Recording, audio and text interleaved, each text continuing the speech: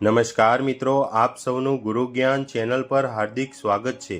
આજે અમે એક એવો રહસ્ય ઉકેલવા જઈ રહ્યા છીએ જેનાથી પૂજા કર્યા વગર તમારા જીવનની બધી જ મનોકામના પૂર્ણ થવાની શક્યતા છે।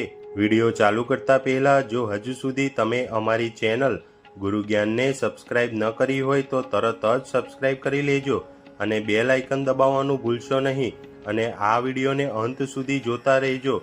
વિડીયોને ચાલુ કરીએ। મિત્રો, હિન્દુ ધર્મ અને વેદ શાસ્ત્રો અનુસાર જો તમે તમારા પૂજા ઘરમાં એક વિશિષ્ટ પવિત્ર વસ્તુ રાખો તો તે તમારા જીવનમાં શાંતિ, સમૃદ્ધિ અને સુખ લાવી શકે છે। આ વસ્તુ વિશે અનેક ઋષિ મુનિઓએ પોતાના ગ્રંથોમાં ઉલ્લેખ કર્યો છે કે આ એક વસ્તુ મૂકવાથી તમારી બધી જ મનોકામના પૂરી થઈ જશે।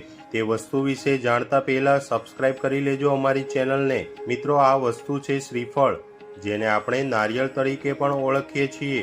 નારિયેળ માત્ર એક ફળ નથી, તે એક પવિત્ર તત્વ છે જેને ભગવાનની કૃપા પ્રાપ્ત કરવા માટે અત્યંત શુભ માનવામાં આવે છે। મિત્રો, નારિયેળની પૂજા ઘરમાં કેમ રાખવું જોઈએ તેના વિશે આજે આપણે વાત કરીએ।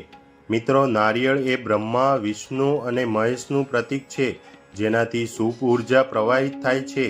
વાસ્તુશાસ્ત્ર અનુસાર ઘરમાં નારિયેળ રાખવાથી નકારાત્મક ઉર્જા દૂર થાય છે અને સકારાત્મક ઉર્જા પ્રવર્તે છે।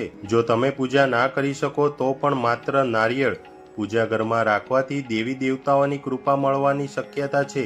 મિત્રો, નારિયેળને કેવી રીતે અને ક્યાં રાખવું જોઈએ તેના વિશે વાત કરીએ।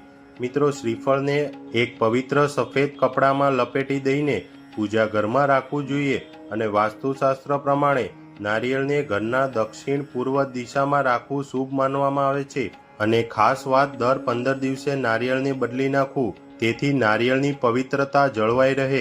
મિત્રો, નારિયેળ ઘરમાં રાખવાથી લક્ષ્મીજીની કૃપા પ્રાપ્ત થાય છે, ઘરમાં શાંતિ અને સુખ સંપત્તિ વધે છે, ગ્રહ દોષનો નાશ થાય છે અને વિવાહ અને વ્યવસાયની મુશ્કેલીઓ દૂર થાય છે। જો તમે પણ તમારું જીવન સુખદ અને સમૃદ્ધિભર્યું બનાવવા ઈચ્છો છો તો આજે જ તમારા પૂજા ઘરમાં શ્રીફળ રાખો અને ફાયદા અનુભવો। જો તમને આ માહિતી ગમી હોય તો વિડીયોને લાઇક અને શેર કરવાનું ભૂલશો નહીં।